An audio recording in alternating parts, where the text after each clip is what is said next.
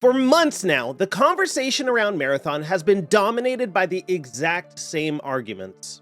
Just give it time, the game will improve, Bungie knows what they're doing, and honestly, it's not an unreasonable thing to believe. We've seen games turn themselves around before, we've seen disastrous launches become success stories, and we've seen entire communities rebuilt from the ground up. Because if No Man's Sky and Fallout 76 can do it, then why can't Marathon? And this is why the launch of Season 2 felt so important.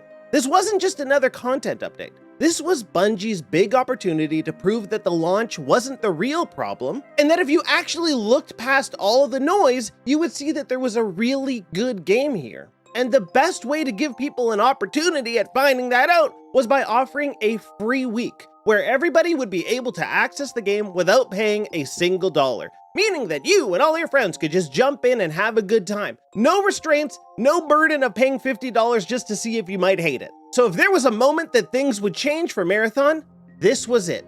And for a few days, it looked like maybe it had. Players returned, new players showed up, the numbers did get a nice little boost. And people started talking about a potential comeback. But then the one thing that Bungie and Marathon didn't want to happen, happened. People left, players stopped playing, and people stopped coming back. And the game went back down to its regular peak now, which is hovering on PC around something like 11 to 12,000 players a day. It's not enough to call the game officially dead, but it is enough to raise a much bigger question. Because when the dust settled and this new audience left, Marathon wasn't sitting at a new baseline. It wasn't holding on to some dramatically larger audience where you have hope for the future of the game. It leaves you right back in that same position of, will Marathon even be around by the end of the year? And with rumors of a 40 to 50% staff layoff looming at Bungie, it seems like everything with them is in jeopardy. Now here's the deal with Marathon, okay, that a lot of people don't realize. Marathon has the benefit of being made by Bungie, which are experts in first-person shooters, and the shooting in Marathon feels great. They're also experts in design, which is why Marathon looks visually unique compared to pretty much every other game. It has a very unique and striking art style. A lot of people don't like it. They say it's too blocky, they say it's too colorful, but it really does help it stand out from games like Arc Raiders and from games like Arena Breakout and Tarkov and things like that. So what you have here is this more casual style extraction shooter, which is also a problem because people who are into extraction shooters usually want a more hardcore and in-depth experience. And you're not really getting that from Marathon. So you're appealing to this new audience that is basically like an introduction to extraction shooters. So a lot of people who haven't played extraction shooters before will come into this game and be like, holy, this is awesome. I've never experienced a gameplay system like this where it's like everything's on the line all the time. It's kind of like a battle royale, but kind of not really. And like, I got my stuff and I might lose my stuff and like, this is crazy, man. So there's that level of excitement where it feels like almost like every round is a gamble. You never know what's gonna happen. You never know if the 2 hours you spent trying to get all these items are just going to be completely lost because somebody shoots you in the back and it's gone in an instant. And for a lot of people, that sucks because you feel like you wasted your time, which is why a lot of people don't like extraction shooters, because it does feel like you're wasting your time a lot of the times. You spend hours and hours grinding, finding these new weapons, finding this new gear, and in an instant, you lose it all. And that's a really shitty feeling, and for a lot of people, when that happens one time, they give up and they completely leave the game and they never come back, which probably happened to a lot of people during that free week. But somebody like me, who's had a ton of experience with extraction shooters and has played a wide range of them, Tarkov, Arena Breakout, the Delta Force game, Arc Raiders, the point being that if this is your first extraction shooter, you will probably think that it is one of the coolest experiences ever. But if you have played any other extraction shooter, you will find that this game doesn't compare. It doesn't have deep enough systems and it doesn't have deep enough mechanics. It is relying heavily on its ability to be a great first-person shooter, except you don't do enough first-person shooting.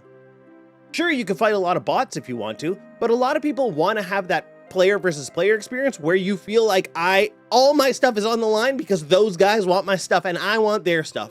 But there's times where you walk around the map and you don't see anybody, man. And there's a lot of walking, and in games like, for example, Arena Breakout, there are a lot of walking, but you can get into that firefight and you could set up and you could be in prime position and you could just take a guy out with one single shot and everything changes in that moment. It's so risky because of how like sensitive you are in terms of, if you get shot, you could die instantly, pretty much. Where in Marathon, it doesn't feel like that. You could heal very quickly. It doesn't feel as intense as it could, as it has the potential to. Same with Arc Raiders. It feels like depending on what happens in Arc Raiders, you could be in a very bad spot very, very quickly. I hate to say it, Arc Raiders is a much better game than Marathon, especially even though Arc Raiders has had its problems and it hasn't got the updates that it needs to have in order to be a long-term success. It's still doing great, and it is an incredibly fun game. Marathon, it's like, for me, I had a great time with it, but it ultimately came out to be like a 30-hour experience, where it was like, I got everything that I need to get out of this game by playing it for 30 hours. I'm not that intrigued to go back. I'm not that, like, you know, season 2, it's like, okay, they added a nighttime map, and it's cool that it's actually dark. Most nighttime maps in games are like, let's just make it blue. It's like, okay, I don't need a flashlight. I can see everything with my eyeballs, dude. Marathon is like, let's make it actually dark, dude. Let's make a dark map where you gotta use your flashlight, and if you use your flashlight, people can see you, so you gotta be really careful. And that's cool. It's a cool experience. But is that enough of an experience to make the players come back? It's not, dude. And it's why the game is hovering around that same baseline of like 11,000, 12,000 players. It's just not doing enough to convince a regular player to hop onto the game, especially when all they hear about the game is that it's on the verge of death, that Bungie shut down Destiny 2 to finance Marathon, and that the future of Bungie is relying on Marathon, a game that everyone can see is headed towards a disastrous end. But I don't want it to end, and a lot of people don't want it to end, because I think there is potential here. I just think they didn't launch the game with enough, and I think this Season 2 launch isn't doing enough. It's a mismanagement. Bungie is full of mismanagement. And here, people, okay? I made a couple videos talking about the Xbox leadership and how people at Xbox don't know what the fuck they're doing. Well, I'm gonna tell you this. People at Bungie don't know what the fuck they're doing, dude. Bungie has been garbage, dude, garbage for years now. And a lot of people lately have been having this revisionism with Destiny 2, talking about how it's like the greatest thing ever. And even now it's hitting like 150,000 players because people are like, if we play Destiny 2, they'll make Destiny 3. They won't. First of all, which is why they're cutting all the Destiny staff apparently anytime now, which is why they're gonna have a 50% staff layoff. Then also, most of the time, Destiny 2 was a mess. That game went through so many peaks and valleys of like incredible raid and then the worst fucking gameplay you've ever experienced for months and months and months until they fix it again. And then boom, terrible again. And then boom, and then boom. And that's why the game fell off, because it was inconsistent and they did too much bullshit because Bungie didn't even know how to run Destiny properly. It's like they wanted it to be an MMO, but they didn't want it to be an MMO. And instead of doing Marathon, or with Marathon, they could have turned it into an MMO, a real MMO, like Destiny should have been. A persistent world where they constantly add content to, where it actually has a full experience from new player to top player, where you could do everything. World of Warcraft, just take World of Warcraft, make it first person, basically, a first person shooter. They had the blueprint right there. And instead they wanted to do their own thing and it failed. Where is Destiny now? They cut Destiny 2, no more content, and Destiny 3 has no plans to be made. And now Marathon is failing. And the one thing that apparently Bungie was doing right, Sony just spun them off into their own studio so that they can work on Gummy Bears or whatever it's called, Team LFG or something. Because let's get those people who are actually capable out of Bungie's hands, because Bungie doesn't know what they're doing, dude. A disaster of a studio. The worst acquisition that Sony has ever made. Overpaid like fucking crazy, dude. $4 billion for a mismanaged garbage. And then all they're putting out is Marathon, which clearly is not making the money that it needs to make, doesn't have the players that it needs to have, and like I said, is on the way towards destruction. Unfortunately, it's really too bad, man. We're at a point right now where so many game studios are so mismanaged, and the product that they're putting out is not a product that people care about, and they're reading the room wrong, and they're chasing trends that they shouldn't be chasing, and they're just putting games out that nobody really wants to play.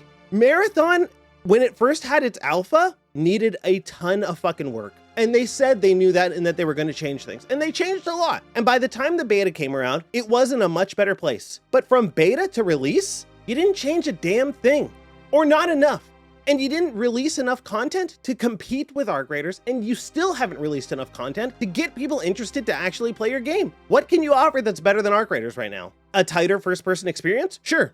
Arc Raiders is a third-person game. Yeah. Arc Raiders is a better game. Arc Raiders has better maps. The AI in Arc Raiders feels much more like troublesome. The tense situations in Arc Raiders feel much more intense than Marathon. I like Marathon. I do. But it's not enough to get me to keep playing. It's not enough to get my friends to keep playing. And it's not enough to get most people to keep playing, which is why the player numbers keep dropping. This free week and this Season 2 release should have been the big thing that got everybody back into Marathon and have boosted those numbers like crazy.